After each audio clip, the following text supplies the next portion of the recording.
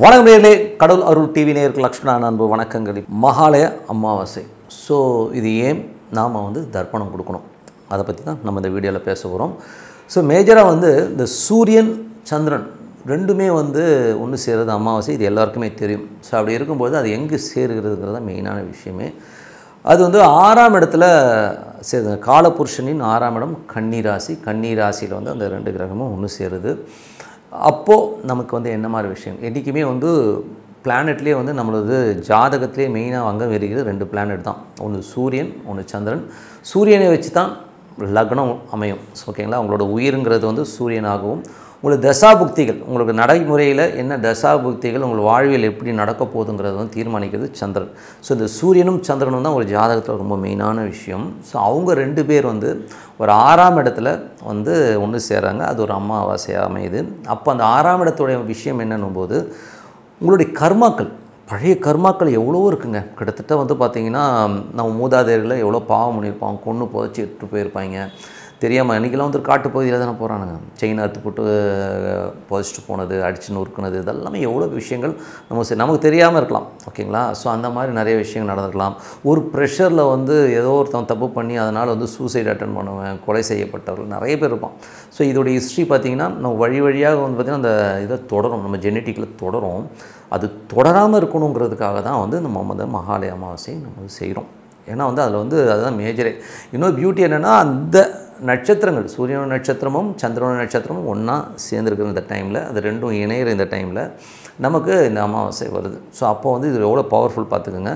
இது நம்ம கர்மாக்கள், வழி வழியாக வர இந்த கர்மாக்கள், இறந்து போனவர்கள் ஆக்சிடென்ட்லேயோ இல்லை ஒரு நோயினாலேயோ பாதிக்கப்பட்டு ஒரு சாபத்தால் ஒரு ஏதோ ஒரு எமோஷனில் இறந்து போனவங்க, இந்த மாதிரி இருக்கவங்களுடைய கர்மாக்களை நீங்கள் ரிலீஃப் பண்ணுறதுக்கு தான் இந்த அமாவாசையை நீங்கள் கொடுக்குறீங்கிறது முதல்ல மைண்டில் வச்சுக்கோங்க. இது எனக்கு எப்படிங்க ரிஃப்ளெக்ட் ஆகும் அப்படின்னும் போது, நிறைய குடும்பங்களில் பார்த்திங்கன்னா குழந்தைகள், முதல் குழந்தை பார்த்திங்கன்னா கொஞ்சம் இடமா பிறக்கும், ஊனமாக வழி வழியாக பிறக்கிறது. ஒரு டிசீஸ் பார்த்திங்கன்னா ஜெனட்டிக்காக வரும். கண்டிப்பாக அப்பா ஹார்ட் அட்டாக்கில் இருந்தார்னா அடுத்த ஜெனட்டிக்கில் பிள்ளைக்கும் பார்த்திங்கன்னா அந்த 40-45 வயசில் ஹார்ட் அட்டாக்ன்ற ஒரு விஷயங்கள் கண்டினியூவாக வருது. ஒரே டைப் ஆஃப் நோய்கள் எல்லாம் அடிபட்டு போகிறது. ஒரு கேன்சர் வரும்போது அது ஒரு ஜெனட்டிக்காக வருது. அதே மாதிரி ஜெனட்டிக்லேயே பார்த்திங்கன்னா குழந்தை இல்லாமல் ஒரு ஃபஸ்ட்டு குழந்தை இல்லாமல் போகிறது. இந்த மாதிரி ஜெனட்டிக் ஃபேக்ட்ஸ் நிறைய வழி வழியாக வந்துட்டுருக்கோம். அது ஒரே ப்ராப்ளம் அப்படியே ஜெனட்டிக்காக தொட்டதை நம்ம பார்க்க முடியும். நீங்களே யோசிச்சு பாருங்கள். அது இருக்கும், யாரும் கவனிக்கிறதில்ல. உட்காந்து யோசிச்சு பார்த்தா எங்கள் அப்பாவுக்கு இந்த ப்ராப்ளம் எங்கள் அம்மா வழியிலே இந்த ப்ராப்ளம் இருக்குன்றதை நீங்கள் கொஞ்சம் யோசிச்சிங்கனாலே அந்த ஜெனட்டிக் ஃபேக்டை உணர முடியும். அதை கிளியர் பண்ணுறதுக்கு இந்த அமாவாசை ரொம்ப உதவிகரமாக என்ன பண்ணணும் போது, ஒரு இலை. ஸோ ஒரு இலை போட்டு அதை ஜென்ரலாக நீங்கள் கோயிலில் போனீங்கன்னா அது செட்டு கொடுத்துருவாங்க. அதை வச்சு இது பண்ணிங்க, விளக்கேற்றுறீங்க, எல்லாம் பண்ணுறீங்க. ஐயர் மந்திரம் சொல்கிறேன், நம்ம சொல்லிட்டோம். பட் நம்ம மந்திரம் எப்படி சொல்கிறோன்னா, ஏதோ அவர் சொல்கிறா நம்ம ரிப்பீட் பண்ணிட்டு வந்துடுறோம். ஸோ அது மெயின் கிடையாதுங்க. நம்ம மனசார பிரார்த்தனை பண்ணணும். அதுதான் ரொம்ப மெயின்.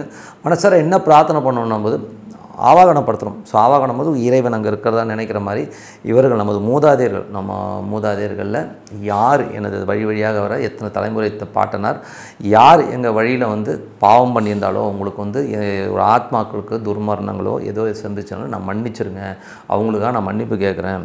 அதனால் தயவு செய்து எங்களது குடும்பங்களை வாழ்த்துங்கள் சொல்லிட்டு மனதார வழிபாடு பண்ணுறது தான் இந்த அமாவாசையோட மெயினான விஷயமே. ஸோ மகாலயத்தில் இந்த மாதிரி மன்னிப்பு கேட்டு எங்கள் வம்சாவழி சடைக்கிறதுக்கு நீங்கள் தான் அருள் புரியணும்னு சொல்லிட்டு மனதார நீங்கள் பிரார்த்தனை பண்ணும்போது, அந்த பிரார்த்தனை அந்த ஆத்மாக்கள் எடுக்கும்போது கண்டிப்பாக இந்த ஜெனட்டிக் ஃபேக்ட் அடுத்து தொடராமல் இருக்கிறதுக்கு இது ரொம்ப யூஸ்ஃபுல்லாக இருக்கும். இது கண்டினியூவாக பண்ணிட்டு வரும். ஸோ அது கண்டினியூவாக பண்ணும்போது ஆட்டோமேட்டிக்காக பார்த்திங்கன்னா நம்ம கர்மாக்கள் ரிலீஃப் ஆகிறது, வீட்டில் ஒரு நிம்மதியாக இருக்கிறது, இந்த மாதிரி விஷயங்கள்லாம் கண்டிப்பாக இருக்கும்.